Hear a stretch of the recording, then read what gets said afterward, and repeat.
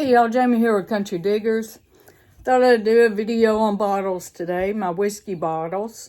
We'll start with Rittenhouse Rye Whiskey, and then we'll go to Suntory, and then George Dickel, and Fireball Cinnamon Whiskey.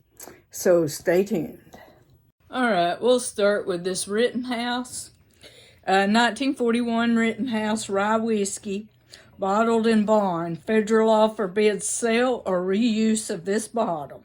This was used from, the federal law forbids was used from 1935 to 1964. Okay, this is an article by Laura Fields, A Little History on a Pennsylvania Classic, Rittenhouse Rye Whiskey. And you can see it's a nice little bottle too. Alright. Good old Rittenhouse whiskey. It's been a standard sipper for the American rye drinker since it was launched by Continental Distilling Corporation as Rittenhouse Square Straight Whiskey in May of 1934. Continental Distilling Company was a subsidiary of Publicker Commercial Alcohol Company. Both companies were founded by the incomparable Harry Publicker. Publicker immigrated from the Ukraine when he was only 6 years old and came to know Philadelphia's cooperage distilling industry through his father, Jacob, during the late 1890s. Jacob, Harry, and his brother Philip built their business up from nothing and did so in one of the poorest neighborhoods of Philadelphia, known locally as the Neck. The Neck. Harry had done so well, in fact, that he was laying the foundations for his Publicker Ward Distillery in South Philadelphia by 1913. He seemed to have no real concern for prohibition as it approached, and was still expanding his facility and building new warehouses in 1917. Excuse me while I keep the monster down. Get down, buddy. Okay.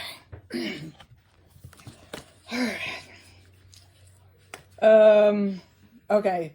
While America's distilling companies were doing the impossible, Harry Publicker effectively created an alcohol manufacturing powerhouse during Prohibition. The Philadelphia facility grew from a 6 million to a 60 million gallon capacity industrial alcohol plant during the 1920s. As Prohibition was dawning to its inevitable conclusion in 1933, Harry Publicker was poised to open the largest distillery in the world. Continental Distillery was built upon the site of the old Publicker Ward Distillery at Snyder and Swanson Streets at a cost of $27 million. Publicker was not only up to the task of starting back up the whiskey business, he was able to compete with the four big producers, Shanley, National Distilling, Seagram's, and Hiram Walker, ranking as America's fifth largest whiskey producer after repeal. Continental was issued the first state-issued license to operate a distillery since Prohibition, and wasted no time firing up its stills. This first does not include the U.S. Government issued licenses to distill after 1929 that were given to Joseph A. Finch, Slanley, Large, or Overholt's brand Ford distilleries to produce medicinal rye whiskeys during Prohibition. The company's PA distilling license was issued in September 1933, 3 months before repeal. But if Rittenhouse Square Rye Whiskey was released as straight rye whiskey in May 1934, how can that be? How could a distillery that's only been producing for less than a year be releasing straight rye whiskey? Well, folks, while it's not often made clear, there was no such thing as a legal definition for straight whiskey until 1935. And even the law read like this. B.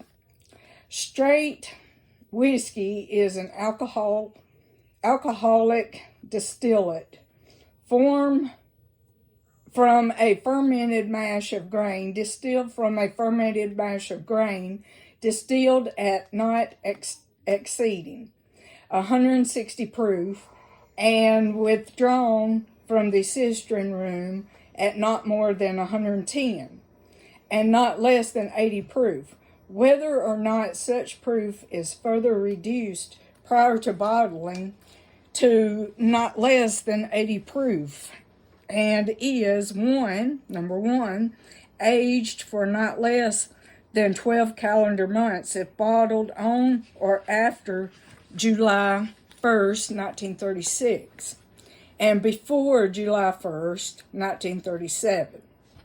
Or number two, aged for not less than 18 calendar months if bottled on or after July 1st, 1937, and before July 1st, 1938.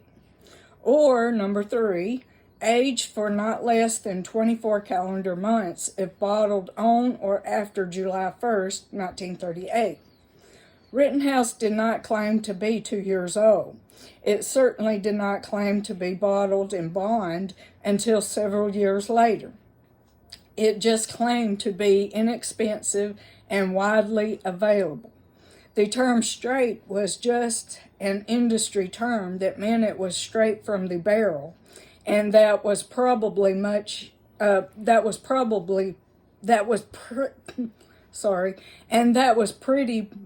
it. Continental also claimed to be the largest distillery in the world in 1934, and they very likely were, as the state stores began expanding their inventory in 1937. Continental launched the most extensive newspaper advertising campaign ever seen in Pennsylvania, featuring their best-selling blended whiskey, Cobb's Creek, which was meant to compete with Canadian imports. Dixie Belle Gin and Rittenhouse Square Straight Rye were still heavily advertised, but a new product was being pushed as well: Old Hickory Straight Bourbon Whiskey. Old Hickory was originally released as a rye, but it became a bourbon to round out Continental's portfolio. These products were now touted as being extra aged, with 2 full years in the wood. Rittenhouse was finally meeting our modern criteria for straight rye whiskey by 1939. By 1939, Rittenhouse was finally a bottled and bond product. The square was topped off from the name soon after. Rittenhouse Straight Rye Whiskey. All right, this is Suntory Whiskey. This is a 1977 Suntory whiskey product of Japan. And you can see it's like olive green, and it's a pretty bottle. And I'll tell you a little bit about Suntory. And forgive me if I butcher these Japanese names. I don't mean to. But y'all know me with words sometimes. Okay.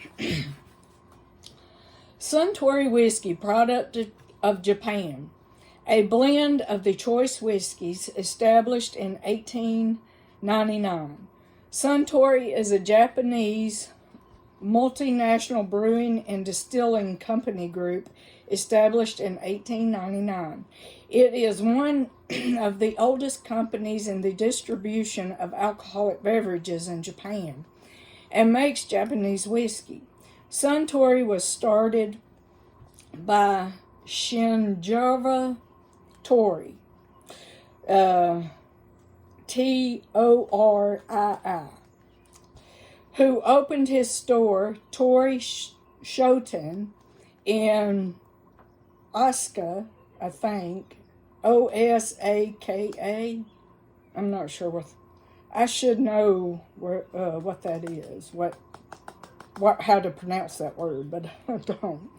On February 1st, 1899, to sell imported wines. In 1907, the store began selling a fortified wine called Red Ball, a euphemism for the sun. Akadama port wine, aka DAMA port wine. The store became the Koto Burkinya, KOTOBUKIYA company in 1921 to further expand its business, and in 1923, Torii built Japan's first malt whiskey distillery in Yamazaki, Yamazaki,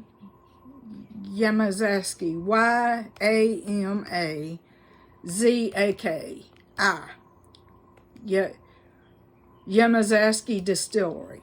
Production began in December 1924, and 5 years later, Suntory Whiskey the white label, the first single malt whiskey made in Japan, was sold.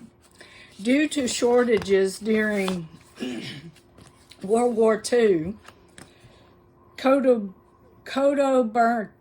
Burkinya, KOTOBUKIYA, was forced to halt its development of new products, but in 1946 it released Tories Whiskey, TORY''S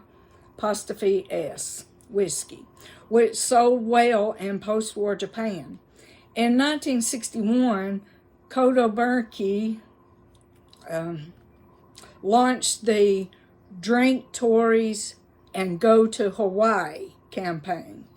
At the time, a trip abroad was considered a once-in-a-lifetime opportunity. In 1963, Koto Burkinya changed its name to Suntory, taken from the name of the whiskey it produces, which itself was derived from the English sun, referencing Akadama, AKADAMA, plus Torii. The angelicized version of Torii, TORII''S is a name, Tori's name. In the same year, Musashino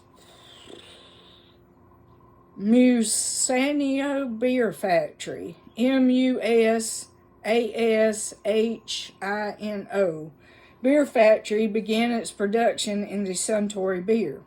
In 1997, the company became Japan's sole bottler, distributor, and license of Pepsi products. In January 2014, Suntory announced an agreement to buy the largest U.S. bourbon producer, Beam Inc., producers of Jim Beam, for $16 billion US. This deal would make Suntory the world's third largest spirits maker. The acquisition was completed in April 2014, when it was announced that the new subsidiary would be renamed Beam Suntory. In March 2023, Makio Ono became its first woman to be appointed the CEO of Suntory Beverage and Food Ltd. Suntory. Alright, this is a vintage George Dickel Tennessee Sour Mash Whiskey. I don't know how old this is. Maybe, I don't know. It's vintage. But it says George Dickel on that side. And on this side, it says Tennessee.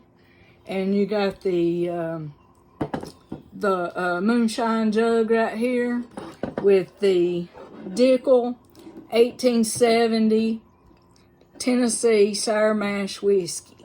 All right, I'll tell you a little bit about George Dickel. Okay.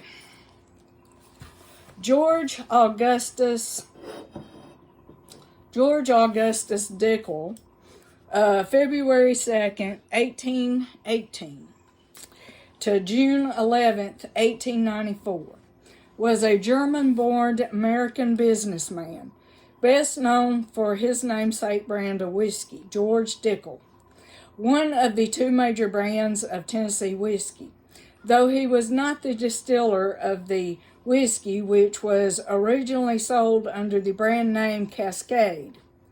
His wholesaling firm played an important role in its distribution and marketing, with his name appeared on its labels throughout the late 19th and early 20th centuries. When Cascade's new owner reopened the original Cascade Hollow Distillery in the 1950s, they renamed the whiskey for Dickel. Though he valued anonymity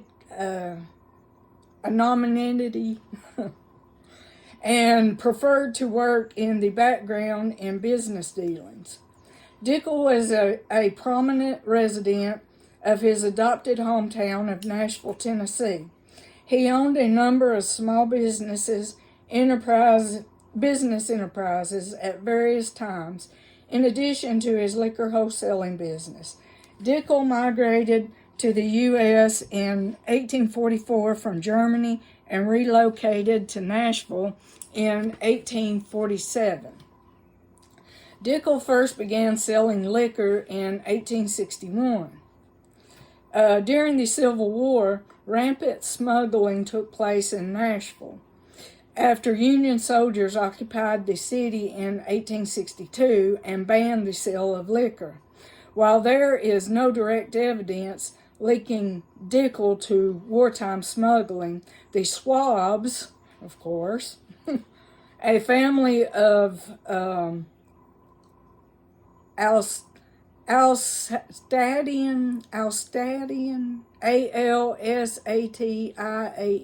immigrants, which is a territorial collective in eastern France, on the west bank of the Upper Rhine next to Germany and Switzerland.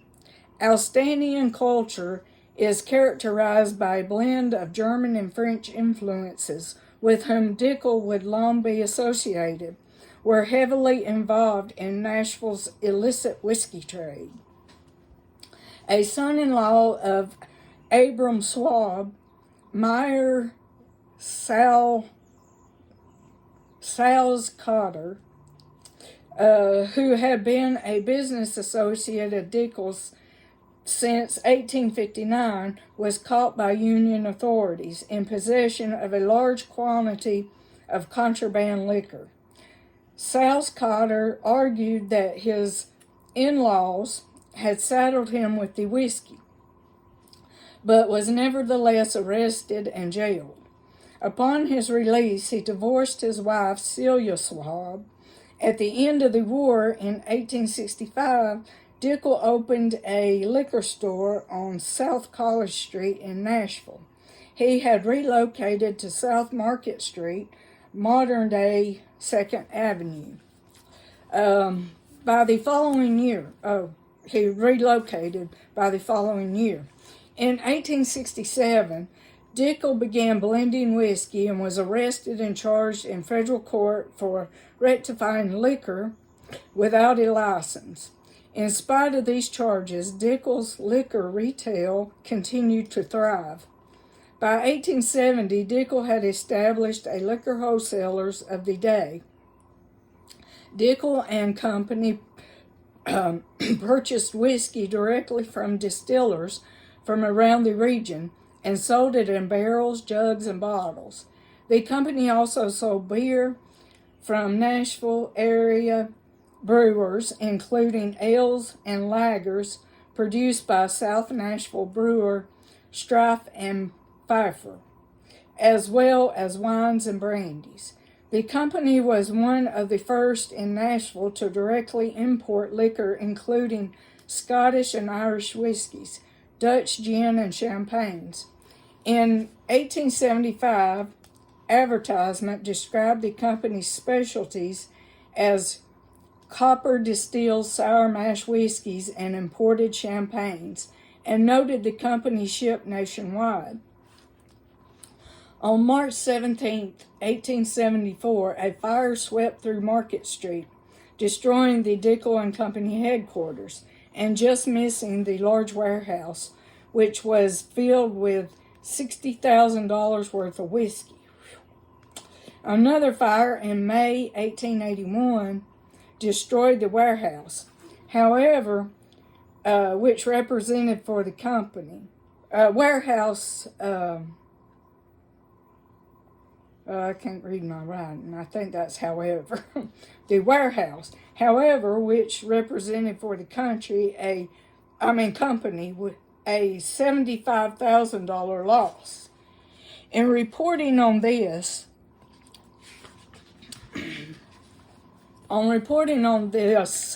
the second fire, one newspaper described Dickel as a great whiskey dealer. In 1882, Dickel and Company built a new five-story headquarters on Market Street, along with his successful liquor enterprise. Dickel was engaged in a number of endeavors in Nashville. He lived just outside the home on Dixon Pike, where he operated a sizable pear orchard. He was also a volunteer fireman with Nashville's Deluge Company No. 3. Dickel became a master mason in 1852 and was a member of the Knights Templar in 1886. Dickel was badly injured in a horse riding accident and never fully recovered. His health declined rapidly during the last 2 years of his life, and he died on June 11, 1894. He is interred in Nashville's Mount Olive Cemetery. Dickel and Company's headquarters, built in 1882, still stands at 201-203 2nd Avenue in Nashville. Dickel, sour mash whiskey. Next, we have Fireball Cinnamon Whiskey. This is a modern bottle, but it's a nice bottle and a nice label on there. Nice bottle, nice label. All right. Tell you a little bit about Fireball Cinnamon Whiskey. Fireball Cinnamon Whiskey is a mixture of Canadian whiskey, cinnamon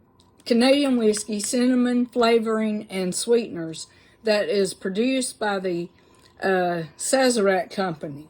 Its foundation is Canadian whiskey, and the taste otherwise resembles the candy with a similar name, Fiera Candy Company's Atomic Fireball Candy. It is bottled at 33% alcohol by volume. That's 66 U.S. proof. The product was developed in Canada in the mid-1980s. Fireball was originally part of a line of flavored schnapps. Got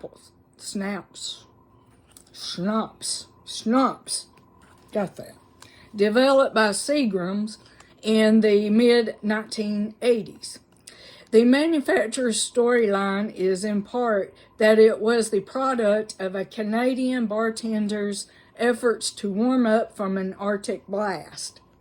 The Sazerac Company purchased the brand rights and formula from Seagram in 1989. It was marketed as Dr. McGillicuddy's Firewater Whiskey. Later in 2007, the product was rebranded as Fireball Cinnamon Whiskey. I don't know, I kind of like the name Dr. McGillicuddy's Firewater Whiskey. I think that would have went over good. I don't know. But anyway, the brand's label was designed by Ross Sutherland, who's also designed labels for Black Magic Rum, Wheatley Vodka, and some other labels. I like the label. They could have named it the Dr. McGillicuddy's Firewater Whiskey and still had the label.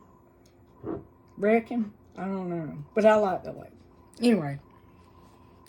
In January 2023, the Sazerac Company was sued by a consumer for fraud and misrepresentation over their non-whiskey Fireball Cinnamon products, which are malt-based. These versions of their product do not qualify as spirits and thus can be sold in stores that only allow beer and wine sales.